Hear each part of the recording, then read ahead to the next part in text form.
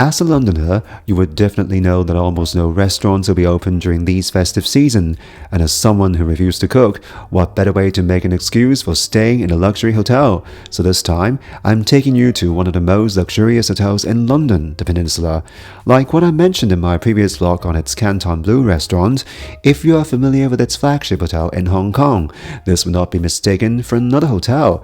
As from its lobby to its signature green that resembles a British racing green, the property is oozing Peninsula hotels worldwide. Alright, let's start with the room tour. I have to say, at £1,100, this is every penny well spent. Let's just look at how spacious it is.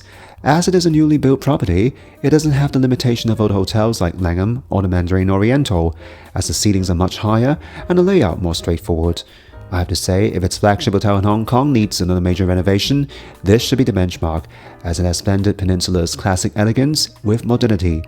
It has of course included many smart living features like remote control curtains and lighting. Apart from that, it has also a surround sound audio system, something that Langham and Mandarin Oriental could not provide. You can even listen to Radio Television Hong Kong's radio programs in its bathroom, so if you're a Hong Konger like me who wanted some Cantonese program, perhaps you might fancy some midnight ghost stories before you sleep. As for the bathroom, it has included state-of-the-art facilities like heated toilet seat, as well as 2 basins, a large bathtub, and showering facilities. As for bathroom amenities, like its sister hotels, it is curated by its own fragrance experts, and I have to say they are not only soothing, the smell of which is also subtle without being over the top. Also, it has provided quality dental kit, including Martha's toothpaste similar to the ones provided by St. Regis Venice. Overall, at £1,100, I consider this room rate a bargain considering the fact that a night's stay in other similar 5-star hotels would probably cost you about £1,300 to £1,800 per night during this festive season. For its food, let's start with the lobby lounge afternoon tea. I have to say it's all deja vu if you have tried its afternoon tea at Hong Kong's Peninsula. What I like the most is the ingenuity of its chef. For example, the ingredients in these sandwiches are matched with different types of bread. I have to say the taste and texture of different grains match perfectly with the ingredients. The highlight of these sandwiches is definitely the one with truffle and egg, as the chef has successfully created a fine balance between truffle's fragrant smell and the egg's texture and taste. That said, the low point of this tea set is a scone, as the bread was in tatters the moment I applied clotted cream to it. It's also tasteless, which I do think is a rookie error for such a great hotel.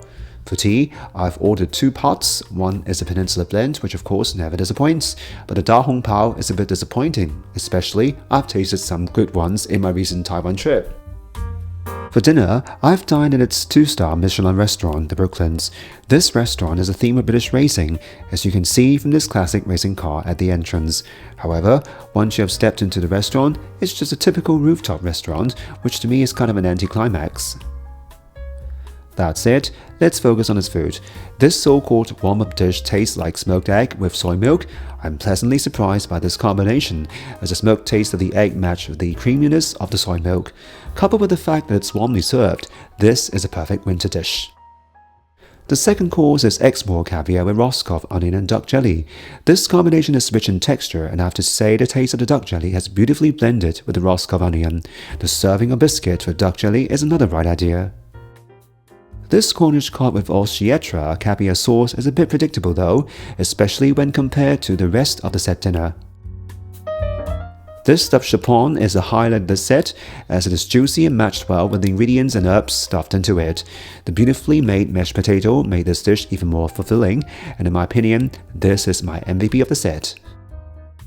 And finally, the dry raspberries of shiso and umeshu is a really good way to rinse your palate, as it is airy and filled with the freshness of raspberries, while for the black forest cake, I consider it to be the flop of the set as it has strong berry taste, something that I try to avoid with chocolate.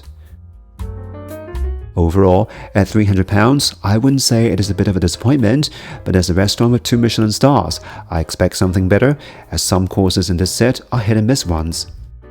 Breakfast is served at a lobby. Again, it's all deja vu when I stayed in Hong Kong's Peninsula Hotel in 2021, whether it's the environment or its food. What impressed me the most is its apple juice, as unlike those ready-made ones, it is freshly made. As for the breakfast, you can choose your own bacon and sausage from its menu. I have to say, from the main course to the yogurt, they have picked the best ingredients and made to its finest, and my clips here are not doing justice to it. And finally, let's talk about its fitness facilities. The gym is of course well equipped and new as well. While for the pool, while it doesn't have the bling bling style like the one at the Bulgari Hotel, it is quite decent with a proper 25-meter heated lap pool. As for the jacuzzi, I made a blunder when I accidentally pressed the alarm button, which I thought was a power button of the jacuzzi. Overall, this latest addition to the Peninsula Hotel Group's properties has lived up to the brand standard. While it doesn't have the heritage like its competitors in UK such as Langham, it has almost replicated the same classiness and style of its Hong Kong hotel. Whether it's the rooms, facilities, and its food and the service, it's toe-to-toe with the finest in London. The price is also relatively reasonable when compared to its competitors. However, given its Asian background, one would expect that a large chunk of its guests would be from where else. And I have to say, occasionally they are quite noisy, which you know what I mean. So if this is a deal breaker for you, Langham might be a better choice.